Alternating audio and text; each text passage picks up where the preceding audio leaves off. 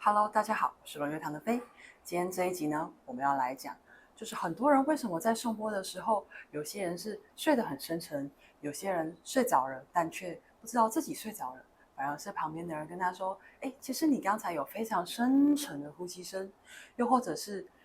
有同学说：我刚没有睡着，但是旁边的同学跟他说：嘿，刚才第一个打呼的人就是你。”或者是甚至会跟他讲说：“你刚才从头到尾都在打呼。”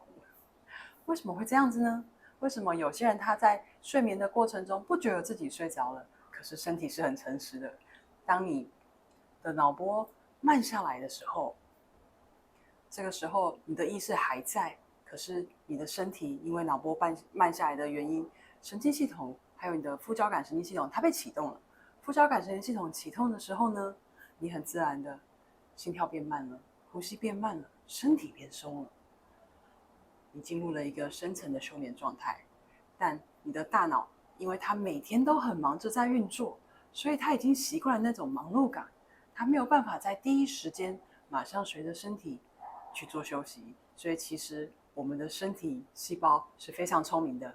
当你很累的时候，颂钵的声音一下去，它的那个频率和震动，它就会去安抚你的脑波，让它慢慢的调频，慢慢的降频下来。所以当你的脑波在贝塔波的时候，听到了颂钵的声音，它变怎样呢？它变慢了，很自然的，身体会跟着慢速的这个节奏进入到一个休眠的状态。好，很多人在第一次颂钵休眠结束之后呢，基本上呢，最常见的就是觉得非常口渴，肚子很饿。为什么会这样呢？当你深层休眠的时候，你的身体在做什么？血液循环加速了，代谢变快了。好，那深层休息的时候呢，细胞也才有办法在这个时间去做休眠或是修复的动作。当你很劳累的时候，你的细胞它能干什么呢？它就是陪着你一起忙碌的在工作，它没有时间好好休息。所以你们可以去想一下，当你看到一个很累的人，或是你自己，比如说有很多的案子、很多的报告，明天就要交了，或是明天的会议行程是满档的，看看你的脸，看看你的手，是不是你的细胞，包括你的形态，感觉就是比较干干扁扁的呢？没错，水是身体里面最重要的媒介。当我们在忙碌的时候，可能会忘了补充水分，细胞就一直在那边疯狂的工作，然后劳累的半死，就像你劳累的心跟劳累的身体一样。那借由在休眠的这个过程里面，身体它会自己启动它的治愈力。这个时候，在颂钵休眠结束起来的时候，你会发现，眼睛好像变亮了，皮肤好像变好了，或是觉得皮肤变得比较 Q 弹。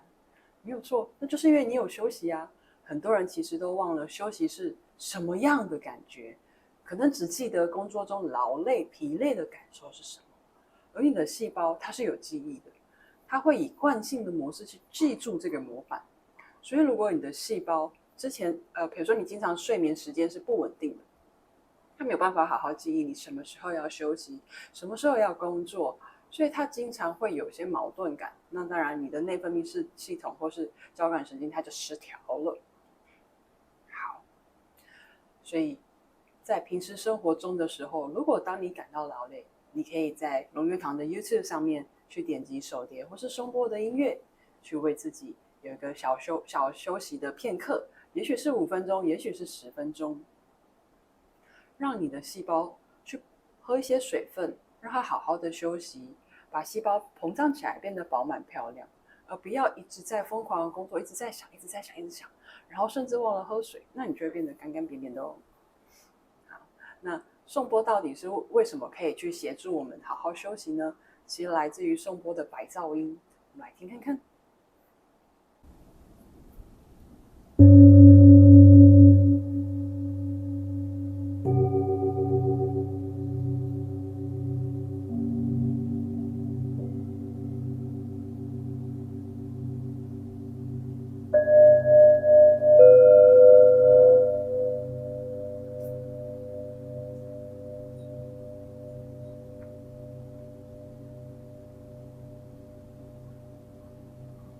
在忙碌的生活里面，给自己5分钟或10分钟，好好的把自己慢下来。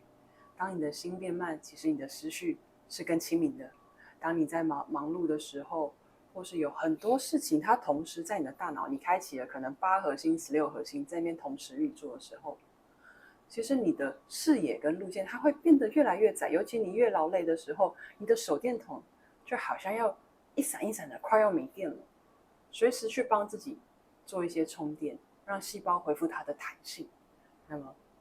你在晚上休眠的时候，你才有办法得到比较好的休息。那颂钵的这些声音，刚才听到它的延续的声音，然后还有它声音结构里面的泛音，这些我们可以称它为白噪音。这个白噪音是一个重复稳定的波，大脑就会判断你现在在一个安全的环境里面，在这个安全的环境中，你的副交感神经才会重新启动，去让你进入休眠的状态，你也会休眠的比较好，因为你的大脑知道这个声音是安全的，知道你的身体需要好好休息，那他就会把那些工作事情上或是人际关系上的一些压力，把它通通都挥掉，那你很自然的就可以好好睡觉啦。好，谢谢大家。如果喜欢龙月堂的频道，可以订阅。那如果想要参加一些课程的话，可以 follow Facebook。我们并没有很固定的课程，所以你可以在限动上面或是天文里面去搜寻，或是直接私讯，